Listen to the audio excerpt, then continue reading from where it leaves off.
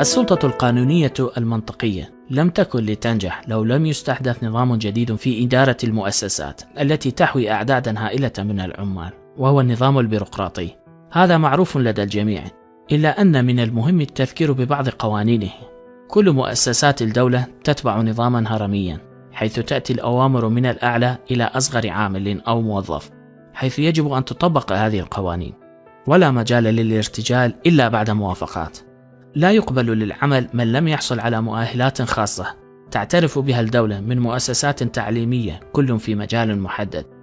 يجب فصل الحياة المهنية للموظف عن حياته الشخصية، وبخلافه سيعتبر فسادا إداريا. لا توجد استثناءات أو تفضيل البعض على الآخر، والعمل يجب أن يستمر دون توقف. على الرغم من أن البيروقراطية قد ساهمت في التطور الملحوظ في الحياة، وهذا مما لا شك فيه على الرغم من عيوبه، إذ أننا لا يمكننا اليوم أن نتصور كيفية إدارة الشرطة والقضاء والتعليم والصحة بدون تنظيم بيروقراطي. وعلى الرغم من أن فيبر نفسه كان أحد الدعاة إلى هذا النظام وإسهاماته فيه كثيرة، إلا أنه أدرك في نفس الوقت أنها سلبت الكثير من قيمة الحياة لمن يعملون في هذه المؤسسات، حيث أن الفرد المنتمي إلى المؤسسة لن يكون أكثر من ترس في الماكينة الكبيرة. كل شيء يجب أن يكون محسوبا ومنظما. هذا وكما قال عنه فيبر: الحداثة أفقدت الكثير من سحر وقيمة الحياة. حياة لا مكان فيها للقلب والمشاعر، حياة فيها إنجاز العمل أهم من عيش الحياة نفسها. هناك اختلاف بين ماركس وفيبر حول هذا الموضوع، حيث زعم ماركس أن فقدان الروح إن صح التعبير هو أحد الأعراض الجانبية للرأسمالية التي نادى بمحاربتها، بينما فيبر اختلف معه بقوله بأن غلبة المنطق على العاطفة في كافة أركان الحياة هو السبب، وليس مسألة توزيع الثروات. والرأسمالية ما هي إلا مؤسسة واحدة من العديد من المؤسسات الأخرى لأي نظام أو مجتمع.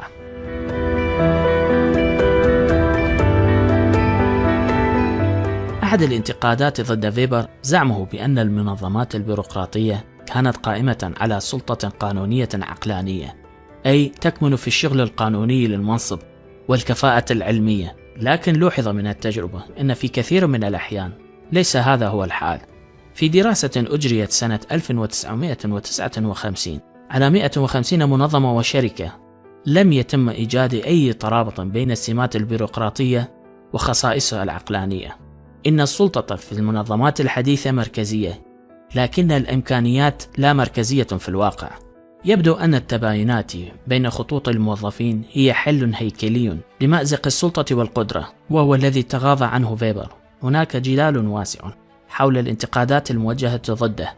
يعتقد الباحثون المعاصرون أن السابقين أساءوا قراءة فيبر وشوهوا وجهات نظره. كان فيبر يحدد العقلانية الشكلية التي لم تكن بالضرورة الأمثل للكفاءة، فقد أدرك أن إضفاء الطابع الرسمي يمكن أن يتحول إلى شكلية، وأن الأشكال البيروقراطية تركز السلطة في القمة ويمكن أن تتسبب في قفص حديدي لسجن العامل المنخفض المستوى في غموض وتفاصيل رتيبة.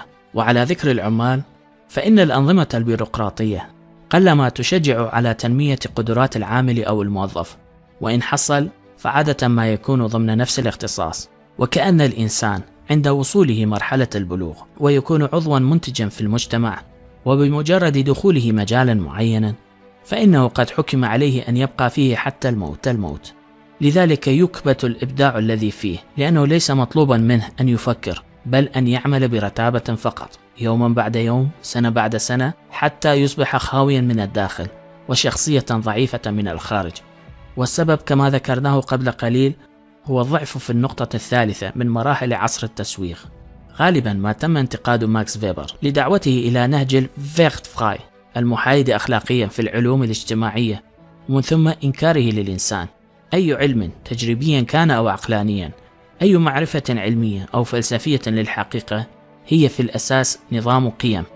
من ناحية أخرى، يشير البعض إلى أن تحليل النوع المثالي لفيبر دفعه إلى تقديم أحكام قيمية في مناقشته لقضايا مثل البيروقراطية.